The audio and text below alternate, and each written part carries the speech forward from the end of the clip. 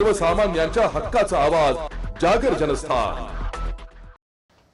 राज्याचे पणन व राज्य शिष्टाचार मंत्री नामदार जयकुमार रावल यांनी धुळे जिल्ह्यातील जवळपास 70,000 लोकसंख्या असलेल्या दोंडाईचा वरवाडे नगर परिषदेची निवडणूक पूर्णतः बिनविरोध करण्यात त्यांना यश आले असून नगराध्यक्षांसह एकूण 13 प्रभागातील सर्व 26 जागांवरील उमेदवार बिनविरोध निवडून आले आहेत।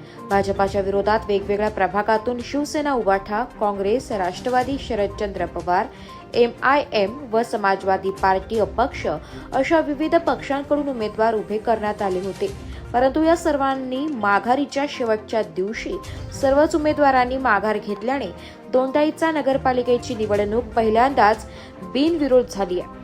दरम्यान 1952 साली स्थापन झालेल्या दोंडाईचा वरवाडे नगर परिषद निवडणूक प्रथमच बिनविरोध पार पडली आहे। दोंडाईचा वरवाडे नगर परिषदेच्या निवडणुकीत गेल्या 40 वर्षांपासूनचा संघर्ष बाजूला सारून डॉक्टर हेमंत देशमुख गटाला भाजपावासी करण्यात मंत्री जयकुमार रावल यांना यश आले। त्यानंतर रणनीती आखून मंत्री जयकुमार रावल यांनी सुरुवातीला नगराध्यक्ष नयन कुंवरताई रावल व 7 जागा बिनविरोध करण्यात यश मिळवले होते, परंतु माघारीच्या शेवटच्या दिवशी उर्वरित सर्व 19 जागांवरील भाजपाच्या उमेदवारांना बिनविरोध करण्यात यश मिळवले। जागर जनस्थानसाठी प्रतिनिधी रूपक बिरारी, धुळे। काय सांगाल? हो, महाराष्ट्रात ऐतिहासिक निकाल आहे, काय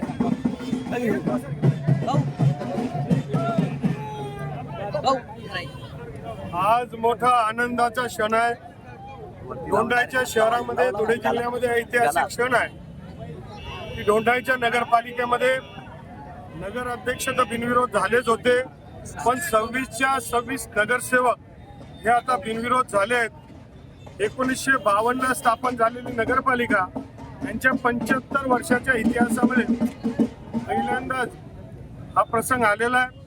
मी तमाम दोंडाईचेकरांचा आभार व्यक्त करेन की सर्व जातीचे, धर्माचे, पंथाचे, पक्षाचे सगळ्या गोष्टी बाजूला ठेवून आमचं गाव एकत्रित येत असेल तर आमचाही पाठिंबा असं सगळ्यांनी भूमिका घेतली आणि 26च्या 26 नगरसेवक हे बिनविरोध झाले।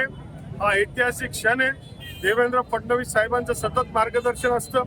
दोंडाईच्या शहराशी देवेंद्र फडणवीस यांचं इमोशनल कनेक्ट आहे।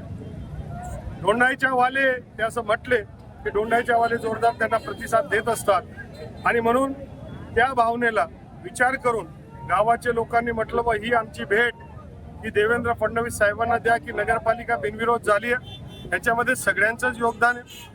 आमचे रवींद्र चव्हाण, बावनकुळे साहेब सगळ्या टीमचं त्याच्यामध्ये मदत आहे आणि म्हणून आम्ही असं ठरवलं की दोंडाईच्या शहराचा विकास करायचा असेल तर बिनविरोध आम्ही देऊया आणि 100 कोटीचं पॅकेज हे दोंडाईच्या शहराच्या विकासासाठी मागूया। आम्हाला खात्री आहे की बिनविरोध करणारी एकमेव नगरपालिका पूर्ण महाराष्ट्रामध्ये आणि भारतामध्ये इतिहास घडवत असेल तर 100 का 200 कोटी मान्य देवेंद्र फडणवीस साहेब देतील।